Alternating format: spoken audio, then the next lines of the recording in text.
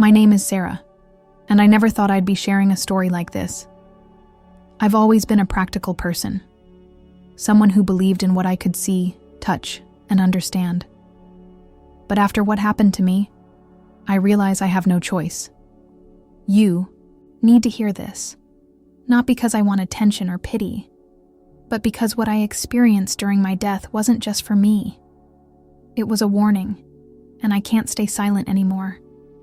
It was a Friday night, cold and rainy, the kind of night that seeps into your bones and makes you long for the comfort of home.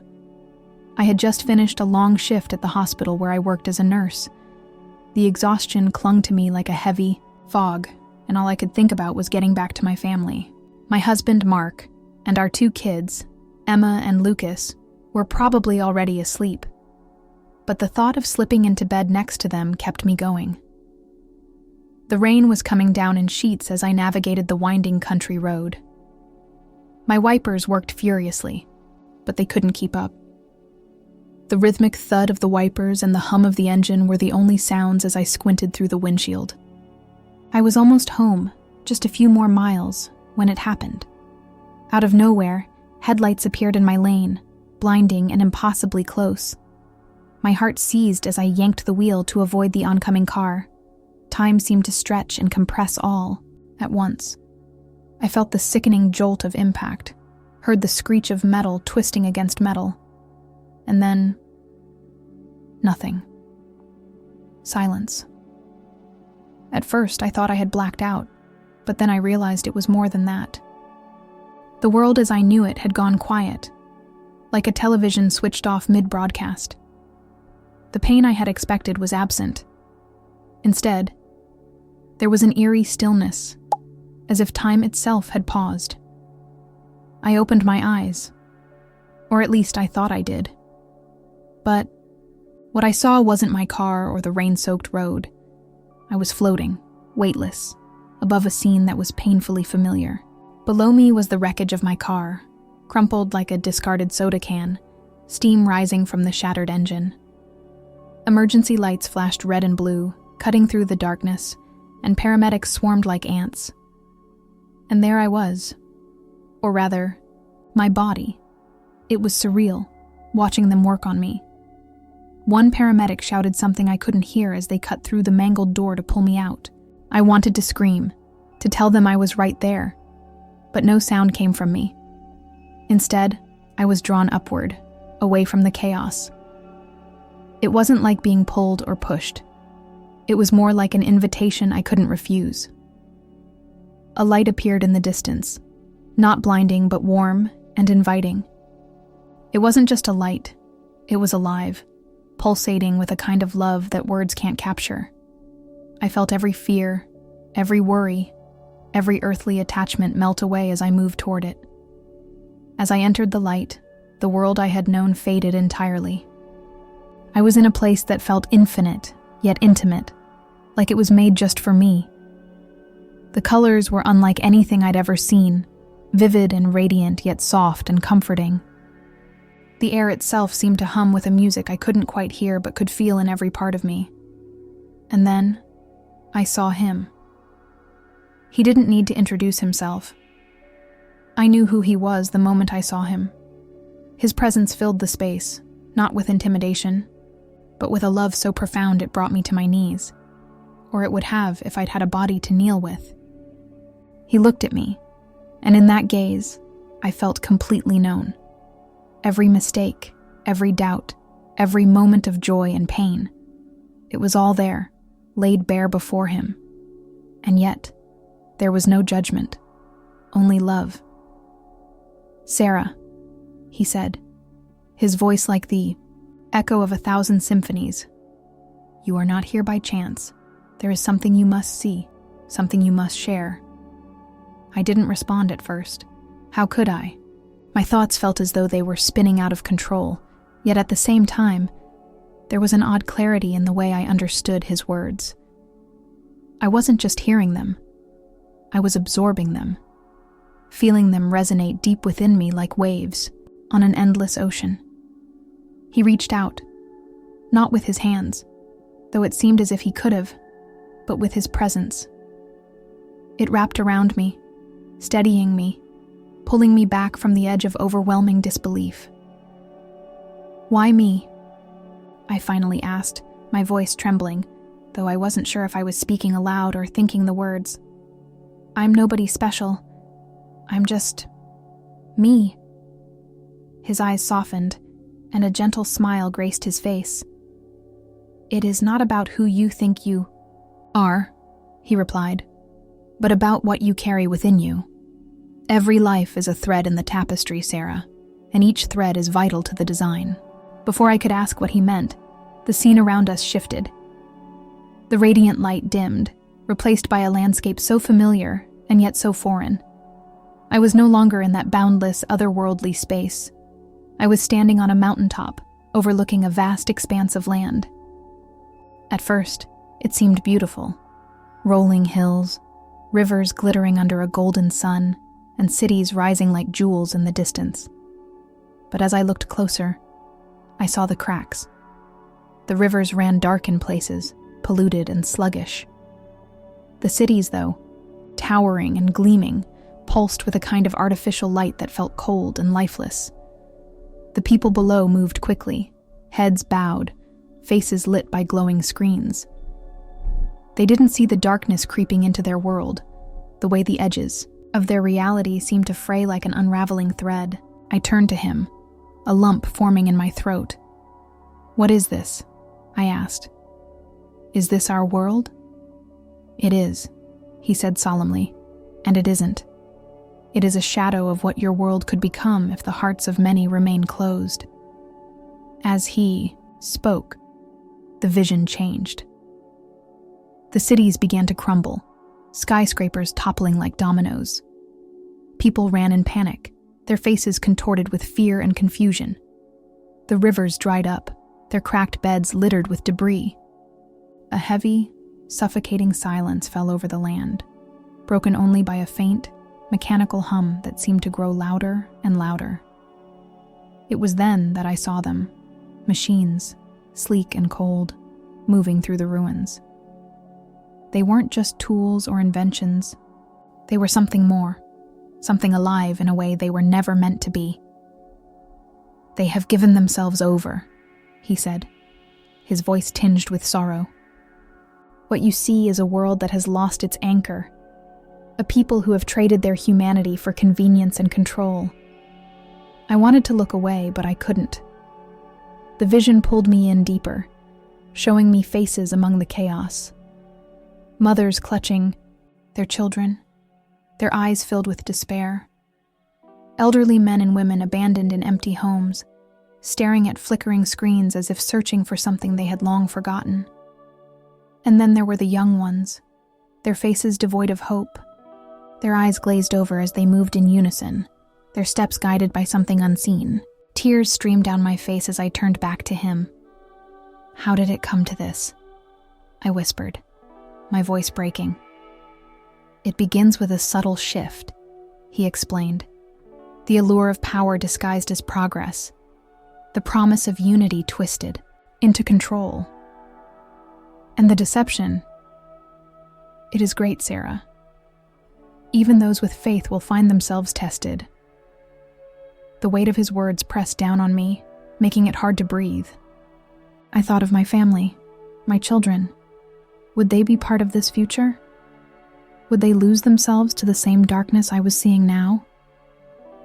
"Can it be stopped?" I asked, desperation creeping into my voice. He nodded, but his expression remained grave. "It can, but only if the hearts of many are awakened. The time is short, and the task is great. But you are not alone, Sarah. None of you are. Remember this: the light has not left your world, though it may seem dim. It is in the small acts of love, the quiet moments of truth, the courage to stand against the current. These are the seeds that will reclaim what is being lost." Before I could respond, the vision shifted again.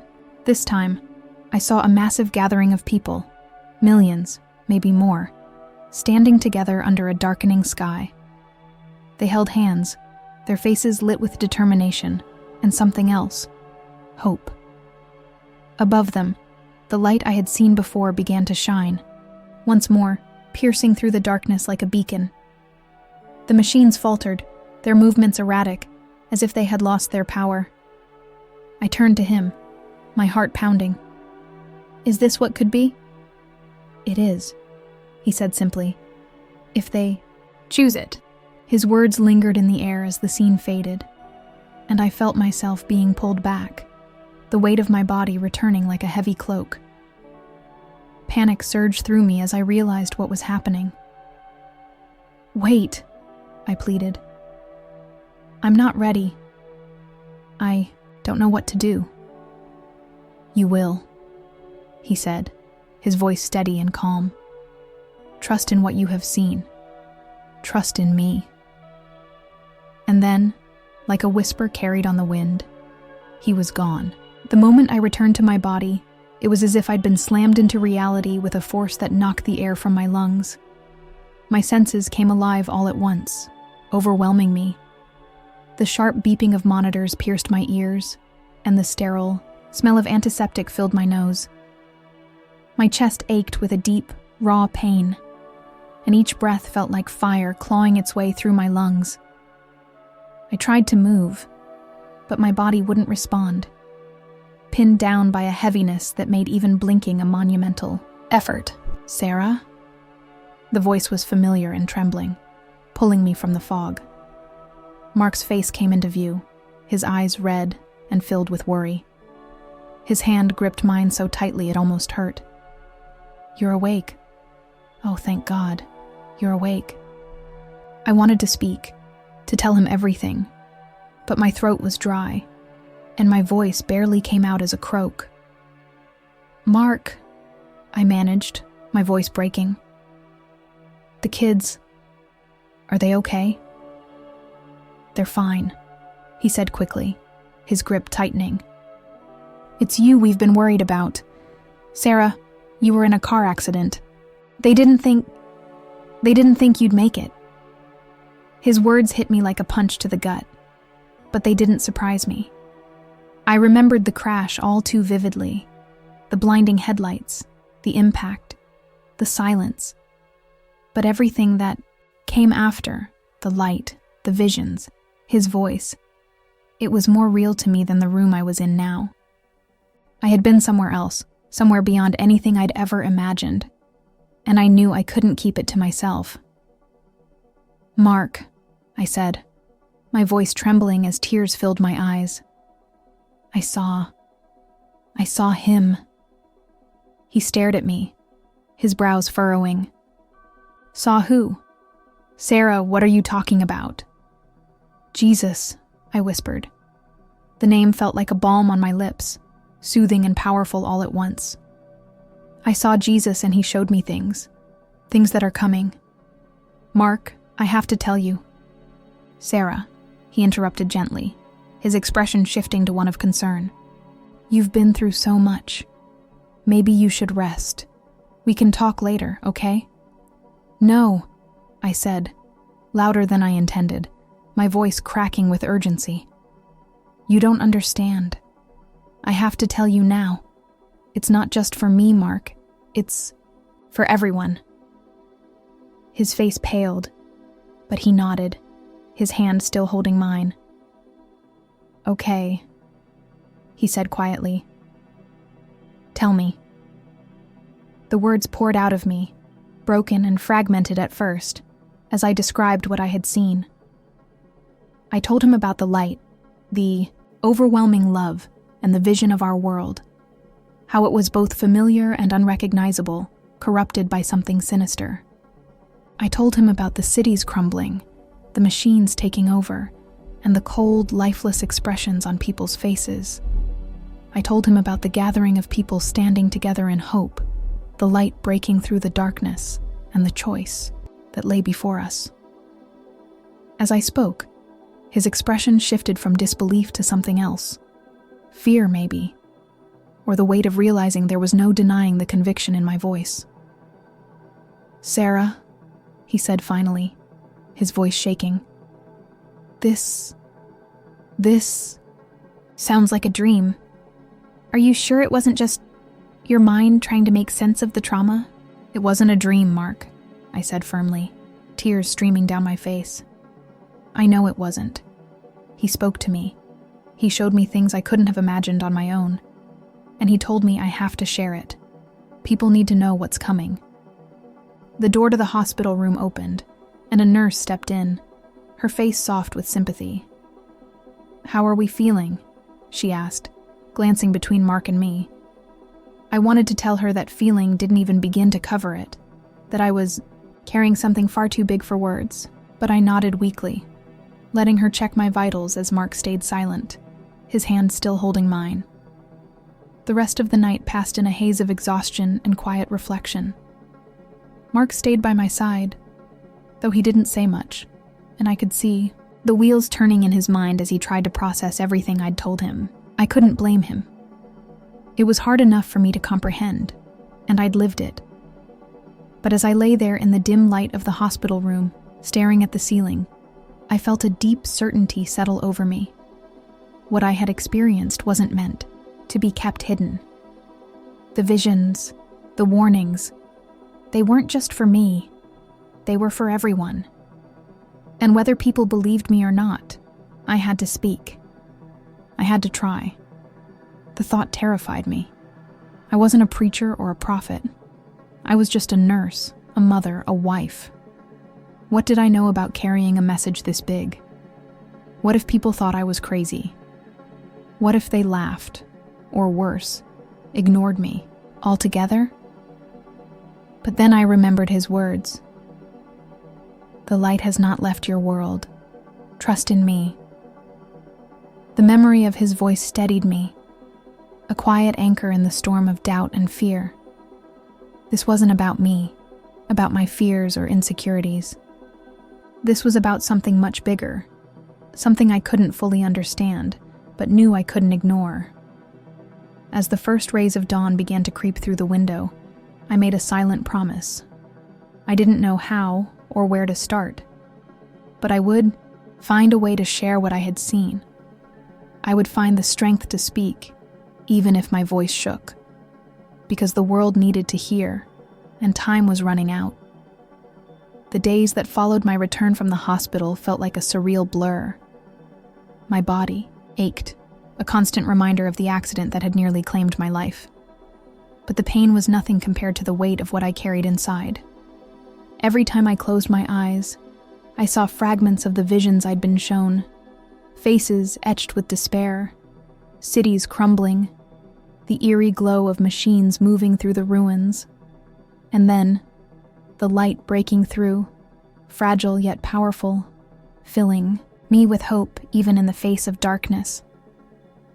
Mark did his best to support me, though I could tell he was struggling to process everything I'd told him. He'd always been a practical man, grounded in what he could see and touch. Talk of prophetic, visions and divine encounters wasn't exactly his comfort zone. Still, he listened, and for that, I was grateful. On the third day after coming home, I decided it was time to tell the kids. Emma, our oldest at 15, had been unusually quiet since the accident. I could see the worry etched on her face every time she looked at me, as if she were afraid I might disappear again. Noah, at 12, was quieter, but I caught him watching me when he thought I wasn't looking. His big, expressive eyes filled with questions he didn't know how to ask. We sat together in the living room that evening, the soft glow of the fireplace, casting long shadows on the walls. I took a deep breath, feeling the nervous flutter in my chest. "There's something I need to tell you," I began, my voice trembling slightly. Emma straightened in her seat, her sharp eyes narrowing in concern. "Is everything okay, Mom?" "Yes," I said quickly, though the weight of what I was about to say made my heart pound. "It's just, while I was in the hospital, something happened. Something I can't explain." I told them everything, starting with the accident and the moment I felt myself leaving my body. I described the light, the overwhelming peace, and the presence of Jesus. As I spoke, Emma's expression shifted from confusion to a mixture of awe and skepticism. Noah, on the other hand, leaned forward, his face rapt with attention, as if every word I said held some profound truth he'd been searching for. When I finished, the room fell into a heavy silence. Emma was the first to speak. "So, you're saying you saw Jesus?" "Yes," I said softly. "And he showed me things. Warnings about what could happen if we don't change, but also hope. He showed me that no matter how dark things get, there's always a way back to the light." Emma crossed her arms, her skepticism returning. "Mom, are you sure it wasn't just, I don't know, a dream? Or maybe the pain meds they gave you?" I met her gaze, trying to convey the depth of what I felt. "I know it sounds unbelievable, Emma, but it wasn't a dream. It was real. More real than anything I've ever experienced." Noah spoke up then, his voice quiet but steady. "What did he say? About what's going to happen?" The question hung in the air, heavy and loaded. I hesitated, unsure of how much to tell them. They were just kids, after all. How could I burden them with something so big? But then I remembered the gathering I'd seen in the vision, the countless faces standing together in hope and unity. Maybe this was where it started, with my family. "He showed me a world that could lose its way," I said carefully. "People relying too much on technology, forgetting what it means to be human, to love each other. It starts small, like tiny cracks in a foundation. But over time, those cracks grow until everything collapses. But he also showed me that it doesn't have to be that way. If enough people remember what's important, faith, kindness, love, we can stop it from happening." Noah nodded, his young face serious. "So, what do we do?" His question hit me harder than I expected, the simplicity of it cutting through all my doubts and fears. What did we do? How could we, just one family, make a difference in a world that felt so big, so overwhelming? "We start small," I said finally, my voice steadier than I felt. "We pray, we stay grounded in what matters, and we share the message.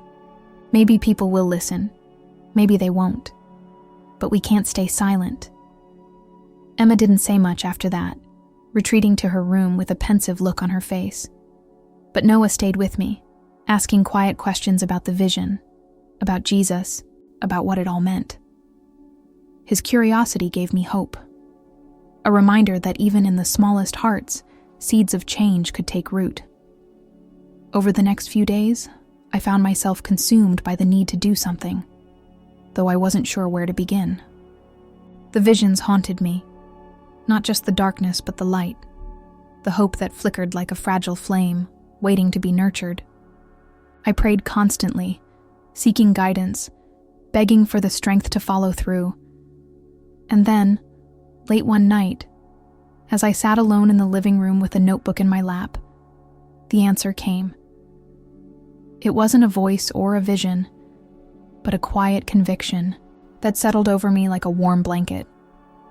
I didn't need to have all the answers. I just needed to take the first step, no matter how small. I picked up my pen, the words flowing out of me in a rush. It was a letter, though I didn't know exactly who it was for. Maybe my family, maybe the world, maybe someone I hadn't even met yet.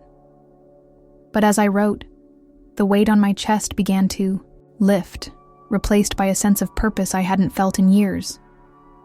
The message was simple. The time is short. The light is still here. Hold on to it and don't let go. The letter became the beginning of something I hadn't planned, but felt compelled to do. I wasn't sure if it was the right way or if it would make a difference, but I knew I couldn't stay silent. As the weeks passed, I found myself stepping further into a role I hadn't asked for, but now accepted. I wasn't just a mother or a wife.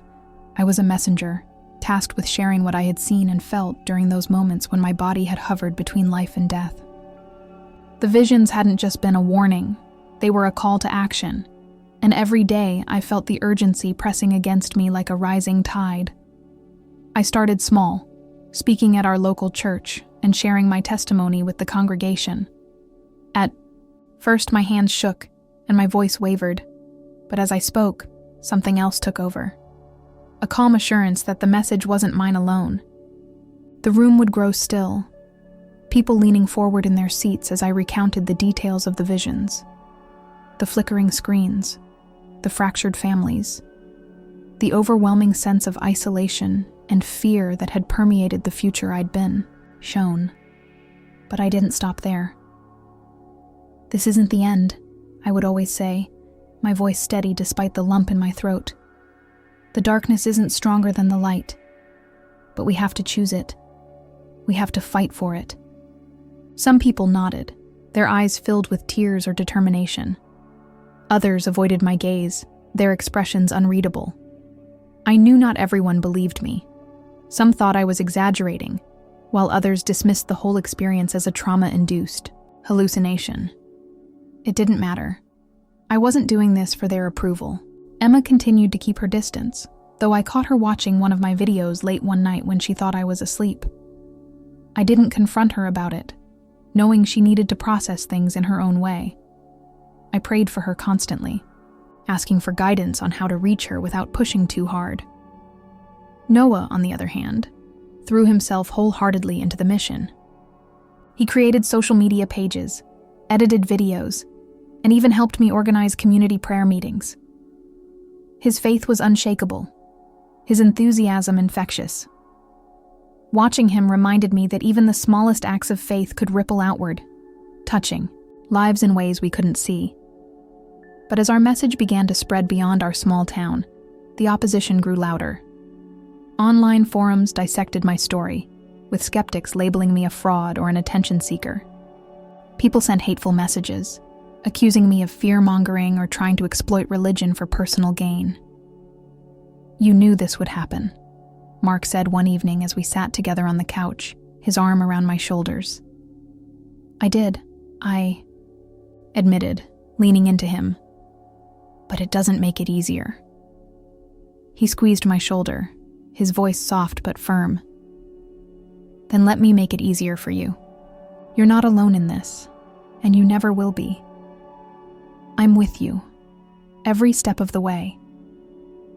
His words brought tears to my eyes, a reminder that even in the face of doubt and criticism, I was surrounded by love and support. Then came the night, when everything changed. It was a community prayer meeting, one of the largest we'd organized yet. People filled the small church, their faces a mixture of hope, fear, and curiosity.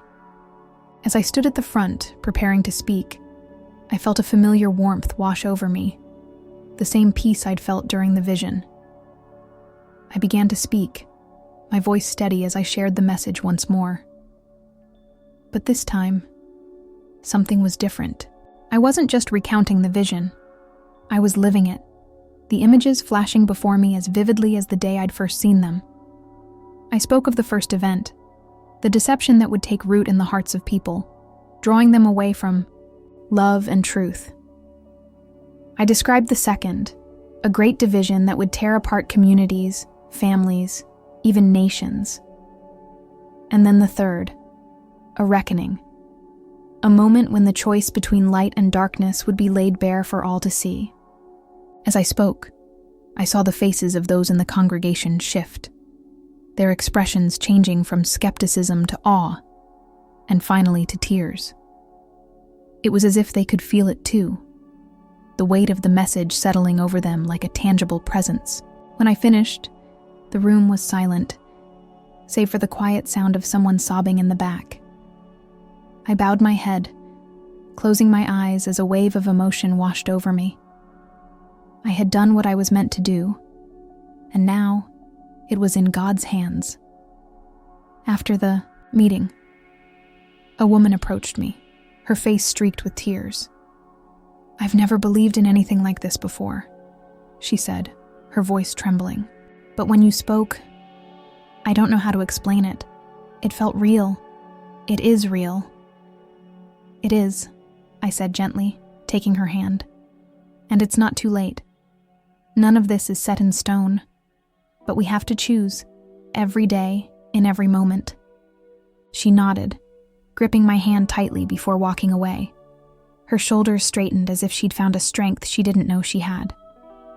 That night, as I lay in bed, staring at the ceiling, I felt a sense of peace I hadn't felt since the accident.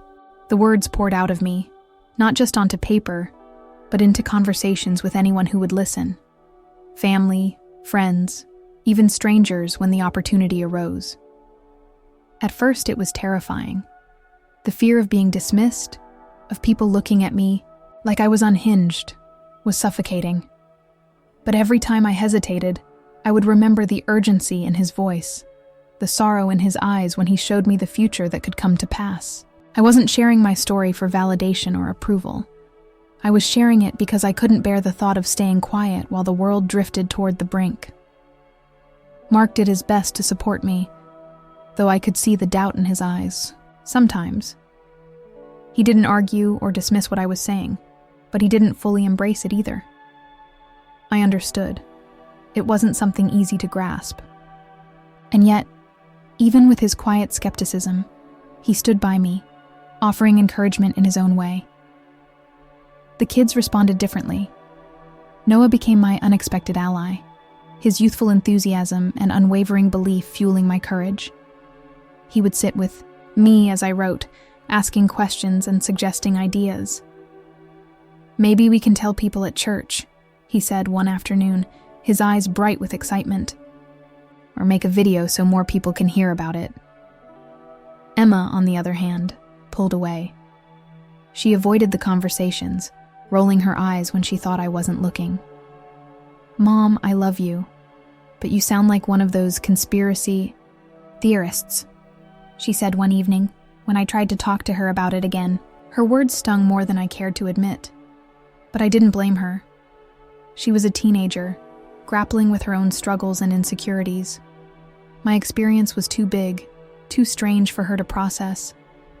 All I could do was pray that one day she'd understand. It wasn't long before word began to spread. A friend from church shared my letter with a small prayer group, and soon, people I didn't even know were reaching out, asking to hear my story. Some were kind, their curiosity genuine, while others approached with skepticism, their questions tinged with doubt. "What makes you so sure this was real?" One man asked me after a church meeting where I had shared my testimony. "How do you know it wasn't just a hallucination from the trauma?" I took a deep breath, steadying myself. "Because it changed me," I said simply. "This wasn't just a vision or a dream. It was an encounter. It touched a part of me that I didn't even know existed. A part that couldn't be reached by anything earthly. And the message wasn't just for me, it was for all of us. To wake up, to remember what matters before it's too late." Some nodded in understanding, while others remained skeptical, their expressions guarded. I didn't expect to convince everyone, but I hoped that even the smallest seed of doubt in their disbelief might take root. As weeks turned into months, the pushback began. People who had once been friendly grew distant, their polite smiles masking discomfort. Some openly questioned my sanity, whispering behind my back or leaving anonymous comments on the video Noah had helped me post online. "This woman's crazy," one comment read. "Probably just wants attention." "She's making it up," another said. "Nothing but scare tactics and religious nonsense." I tried not to let it get to me, but the words cut deep, reopening wounds of self-doubt I thought I had healed. What if they were right? What if I was just fooling myself? One night, as I sat alone in the living room, scrolling through the growing list of criticisms, I broke down. Tears streamed down my face as I cried out in frustration and despair. "Why me, God?" I whispered, my voice trembling. "Why did you choose me for this? I'm not strong enough. I'm not brave enough.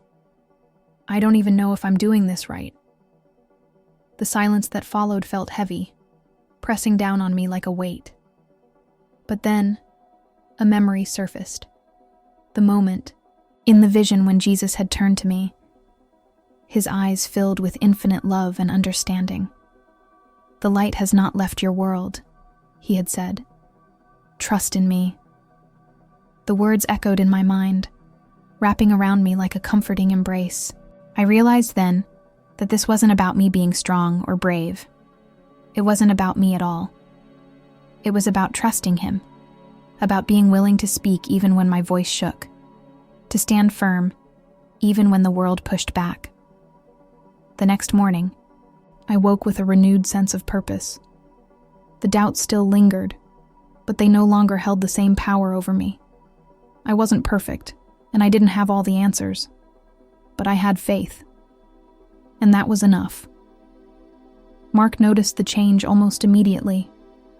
"You seem different today," he said over breakfast, his tone cautious but curious. I smiled, reaching for his hand. "I'm just trusting," I said simply.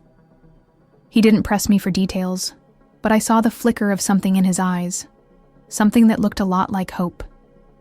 The road ahead was still uncertain, and the opposition would undoubtedly grow stronger. But I wasn't afraid anymore. The visions had shown me what could happen if we failed, but they had also shown me the power of hope, of faith, of love.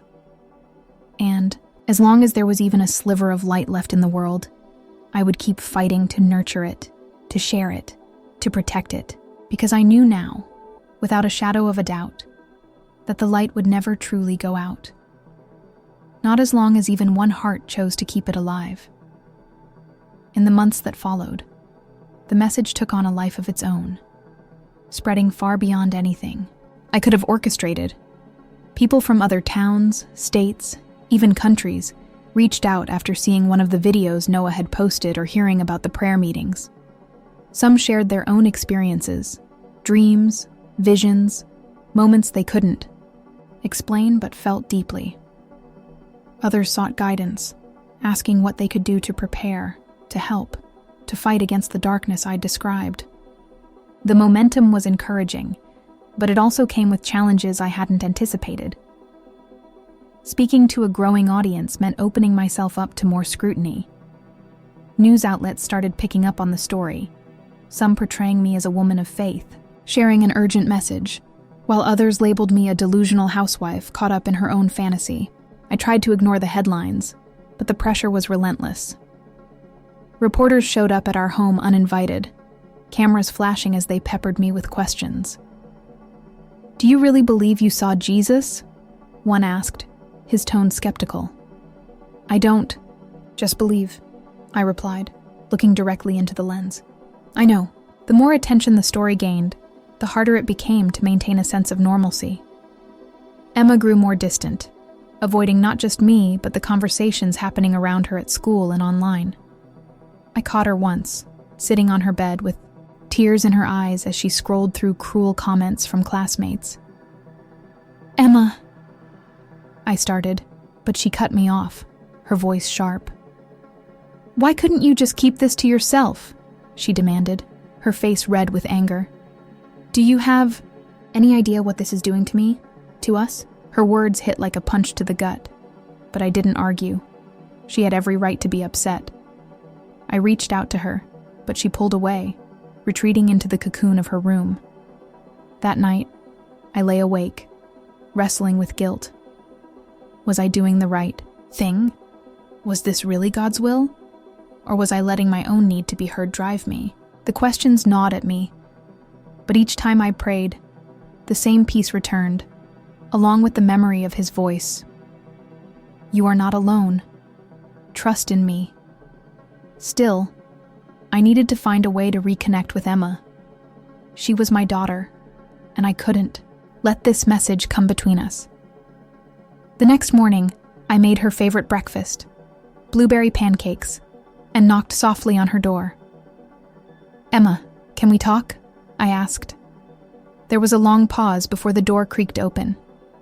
She didn't say anything, but the look in her eyes wasn't as closed off as it had been the night before.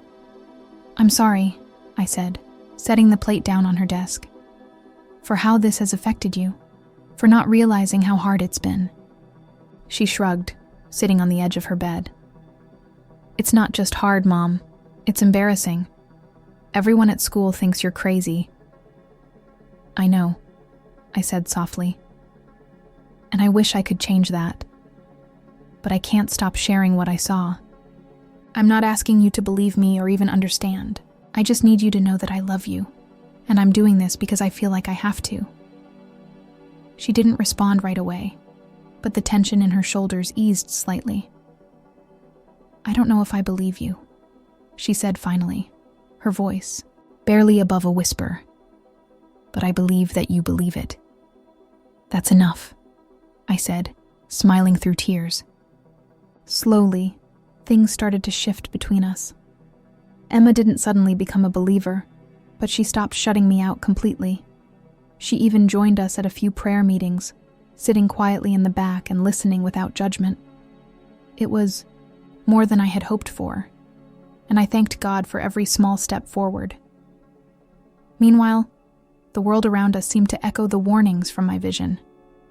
Division deepened in every corner of society, politically, socially, spiritually. Headlines blared stories of unrest, mistrust, and fear, while families fractured under the weight of opposing beliefs. One evening, as I watched the news, my heart ached with the weight of it all. Mark sat beside me, his hand resting on mine. You can't carry this alone, he said. I know, I replied, but I can't ignore it either. He nodded, his eyes heavy with concern. Just promise me you'll take care of yourself too. We need you. His words reminded me that while the message was important, so was the life I was living with my family. I couldn't let the weight of the mission overshadow the love and connection we shared. That balance became my focus, sharing the message while cherishing the moments of normalcy that grounded me. Late-night talks with Mark, helping Noah with his homework, surprising Emma with coffee after school. These small acts reminded me of why the message mattered in the first place. Because the light I had seen, the love I had felt, wasn't just something distant or divine. It was here, in the ordinary and the everyday, waiting to be embraced and shared. And as long as there was even one person willing to fight for it, the darkness would never fully prevail. The mission wasn't about saving the world. It was about reminding each soul that they had a choice, and I would keep speaking, keep sharing, as long as there was breath in my body to do so. The weeks turned into months, and the weight of the visions remained ever present. Though I had learned to carry it differently, it wasn't a burden anymore. It was a purpose, an anchor that kept me steady even as the world around me seemed to spiral further into chaos. Emma, despite her initial reluctance, started to open up in subtle but significant ways.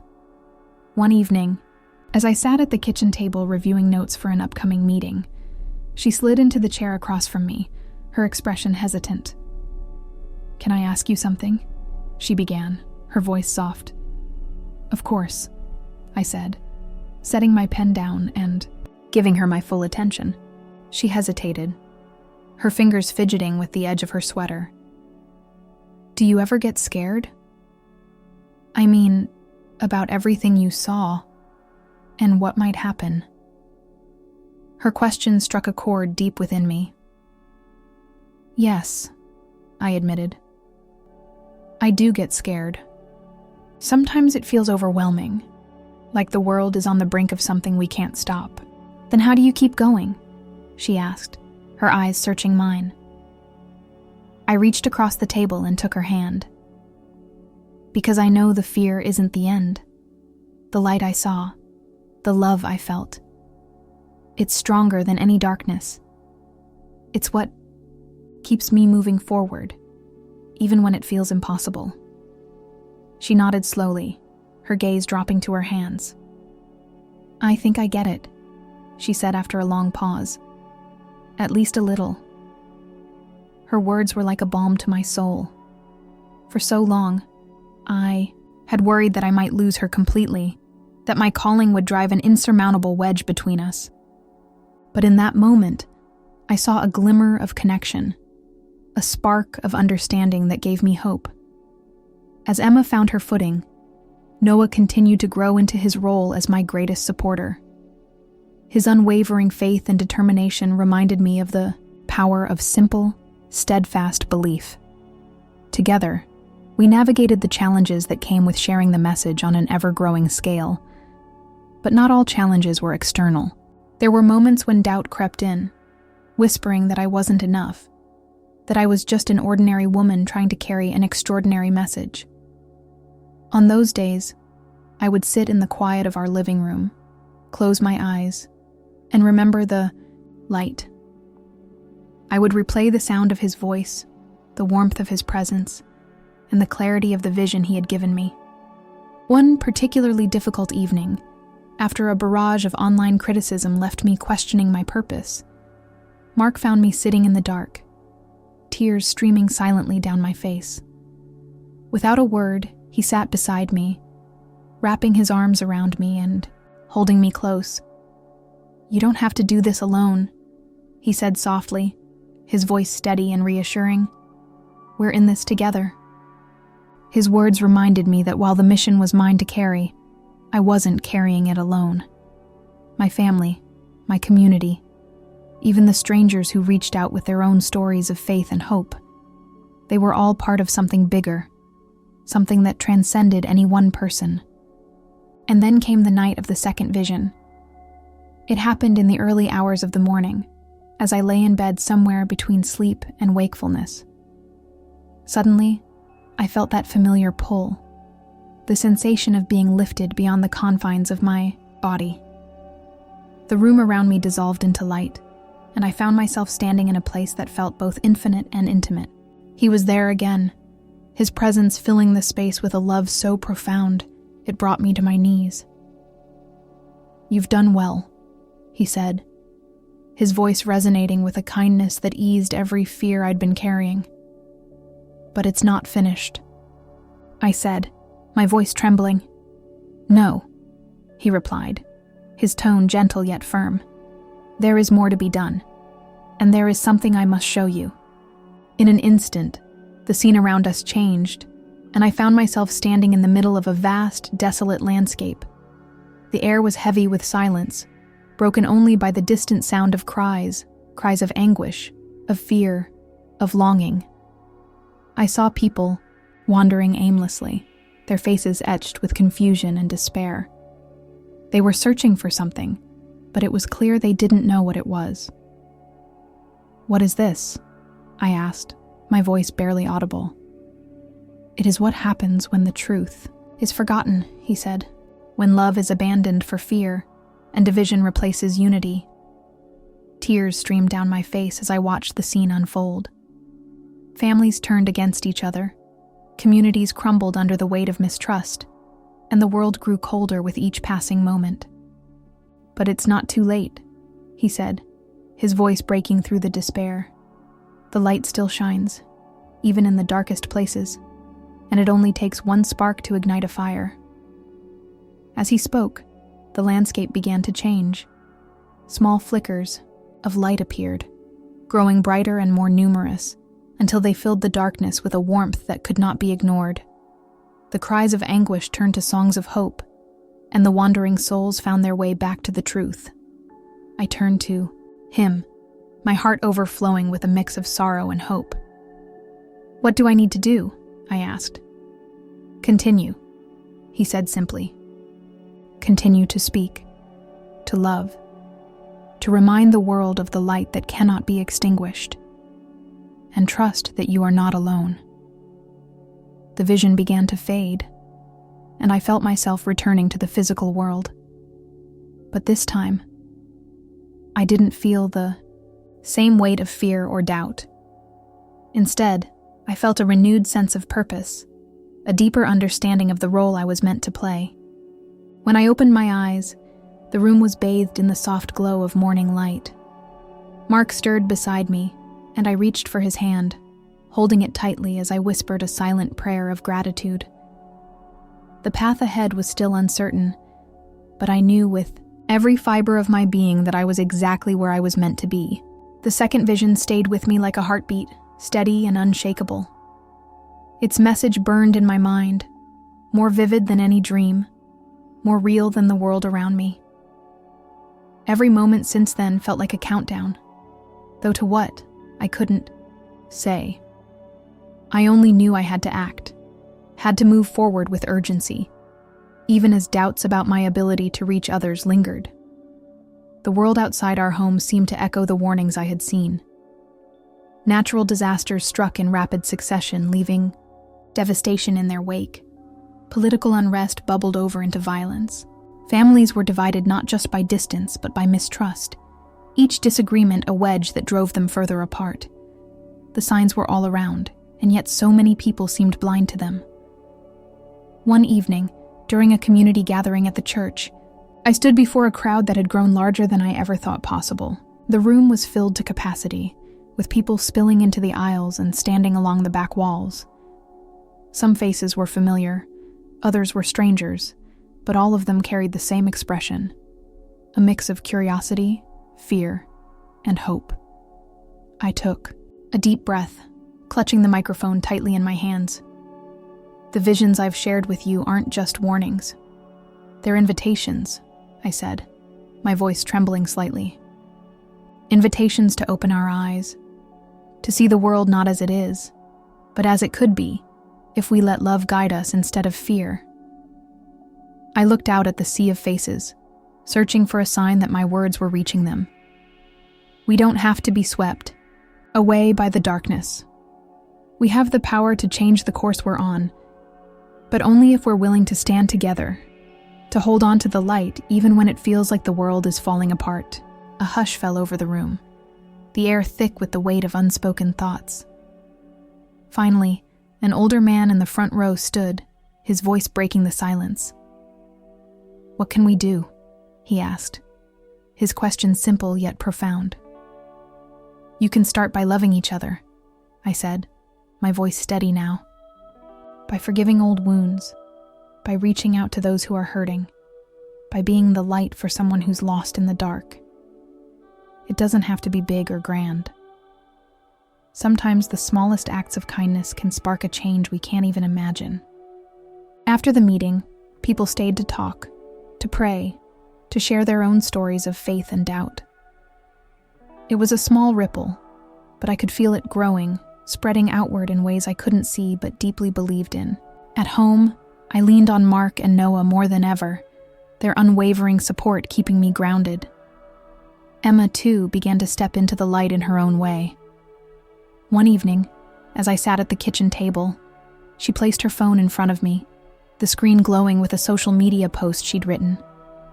"I thought, maybe I could help," she said hesitantly. The post was simple, but powerful. In it, she shared how hard it had been to watch her mother become the center of so much attention, both good and bad. But she also wrote about the hope she had started to feel, the small changes she had seen in people who had been touched by the message. "I'm proud of you," I said, tears filling my eyes as I hugged her. The days turned into a blur of meetings, interviews, and prayer sessions. Each moment felt vital, as though the world itself was holding its breath, waiting for something to shift. The urgency I felt was shared by so many others who reached out, each of them searching for guidance, for reassurance that they weren't alone in what they were feeling. But even as hope spread, so did resistance. Not everyone wanted to hear the message, and some actively fought against it. Anonymous threats arrived in the mail, and online vitriol grew louder. There were times when the fear threatened to consume me, but I clung to the memory of the light, to the assurance that I wasn't walking this path alone. One night, as I knelt in prayer, the now familiar sensation of being lifted took hold again. I was no longer in my room, but standing in the presence of the one who had guided me through it all. "You have done well," he said, his voice filling me with warmth and peace. "But there's still so much to do," I said, my voice breaking. So much darkness, so much division. How can we ever overcome it? He reached out, his hand brushing against mine in a gesture of profound comfort. The light is never gone, no matter how deep the darkness seems. Trust that your work is part of something far greater than you can see. As he spoke, a vision unfolded before me. People from all walks of life coming together, their hands joined in unity. It wasn't a perfect world, but it was a world where love had triumphed over fear, where the light had pushed back the shadows. The vision shifted, and I saw my own family standing among them. Emma, strong and confident, her voice rising above the crowd as she called for hope and compassion. Noah, his faith unshaken, leading others with quiet determination. Mark, steady and kind, his hand on my shoulder as we stood together. When I returned to the physical world, tears streamed down my face. I knew the path ahead wouldn't be easy, but the vision had given me a renewed sense of purpose. The work wasn't just about warning others. It was about building something better, something brighter. As I sat in the quiet of the room, the weight of it all settled over me, not as a burden, but as a calling. I didn't know how much time we had, but I knew this: the light was worth fighting for, and I would carry it with me until my last breath.